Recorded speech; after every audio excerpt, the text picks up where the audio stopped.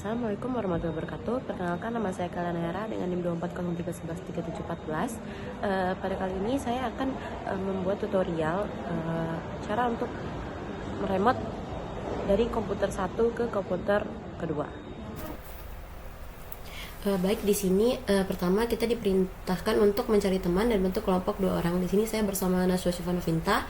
Lalu yang kedua kita diperintahkan untuk membuat sebuah database dengan format penjualan NIM 1 dan NIM 2, lalu membuat tabel transaksi, lalu membuat database dengan 3 user. Yang pertama admin yang memiliki semua hak akses, lalu kasir yang hanya bisa menambah dan melihat data transaksi, lalu yang ketiga supervisor yang bisa melihat, menambah dan menghapus data. Lalu yang terakhir kita diperintahkan untuk melakukan proses remote dari satu komputer ke komputer yang lainnya. Di sini langsung saja kita membuka MySQL Workbench dan langsung create database dengan format yang sudah diperintahkan, yaitu penjualan underscore NIM 2403113714 dan NIM teman saya 2403135368, dan bisa langsung di run. Nah, ketika sudah, kita bisa langsung menggunakan database tersebut, yaitu dengan use nama database.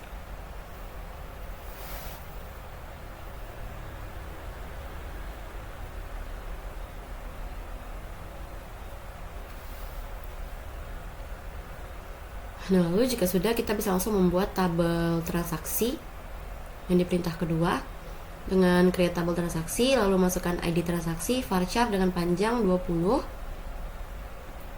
lalu nama barang di primary key, lalu nama barang varchar dengan panjang 50, lalu tanggal date, dan bisa langsung di run. Nah, jika tabel transaksi sudah terbuat, maka kita bisa langsung menginsert data ke dalam tabel transaksi dengan format insert into transaksi value dan masukkan data yang ingin di input.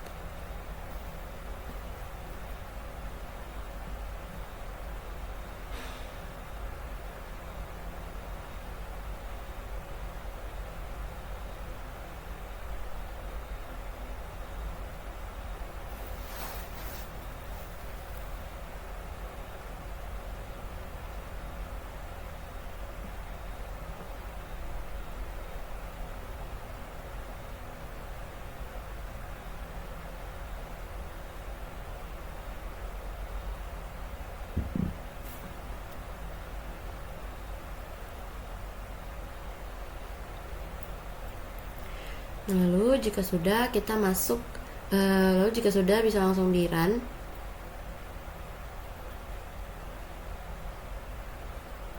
Nah, jika sudah, kita bisa langsung masuk ke perintah selanjutnya, yaitu create user.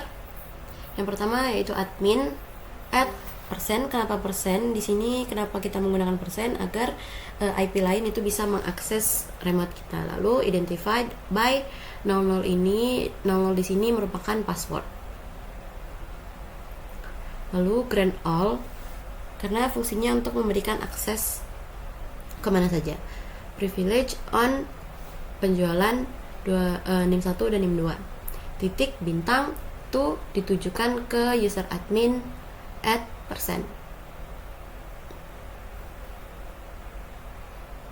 Jika sudah di run,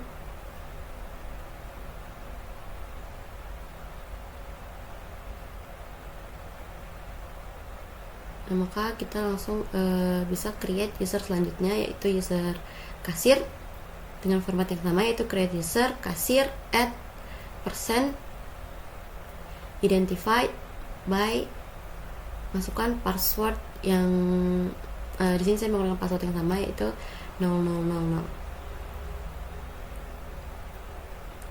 Jika sudah di run, lalu di sini karena kasir itu hanya bisa melihat dan menambah, jadi di sini kita pakai select dan insert.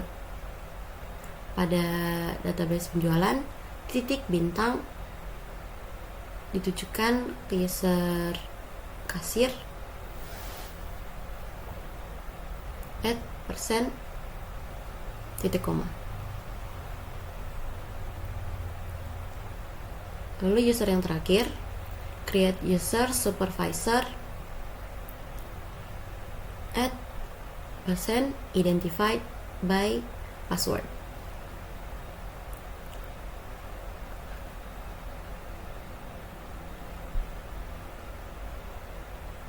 Lalu di sini tetap menggunakan grand select, insert, dan ditambahkan delete sesuai dengan yang diperintahkan. On database titik bintang ditujukan ke user supervisor add persen titik koma dan bisa langsung di run. Nah jika sudah, di sini kita ke command prompt untuk melihat IP dari komputer kita, yaitu dengan mengetikkan ipconfig. Nah, berikut merupakan IP dari komputer saya. Nah, di sini dipastikan bahwa komputer 1 dan komputer 2 terhubung dengan jaringan yang sama. Lalu selanjutnya kita akan membuka command line untuk mengkoneksikan komputer 1 ke komputer 2. Pertama di sini masukkan password dulu. Lalu system mysql -h. Lalu di sini masukkan IP address dari komputer kedua. Berikut IP address dari komputer kedua, yaitu 192.168.67.176 min u admin min p. Lalu bisa di run. Nah di sini kita akan memasukkan password yang tadi, yaitu 000. Dan jika sudah seperti ini, maka kita bisa merombak isi dari database komputer sebelah. Di sini kita gunakan dulu database-nya. Dan jika sudah, kita bisa langsung menginsert. Di sini saya menginsert ke tabel transaksi, yaitu insert into transaksi values, dan masukkan data yang ingin diinputkan.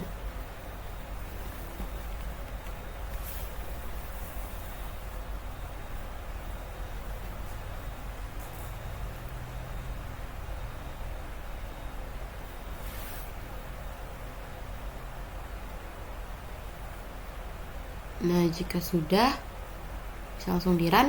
Nah kita bisa mengecek apakah data sudah masuk ke dalam tabel, itu dengan select bintang from tabel transaksi. Nah di sini tertera bahwa data sudah masuk ke dalam tabel. Lalu kita bisa mendelete data dari tabel tersebut dengan format delete from tabel transaksi where ID transaksi sama dengan ID transaksinya, data dari ID transaksi yang ingin dihapus. Lalu jika di run, kita bisa select lagi untuk melihat apakah data sudah benar-benar terhapus. Baik, sekian video dari saya. Wassalamualaikum warahmatullahi wabarakatuh.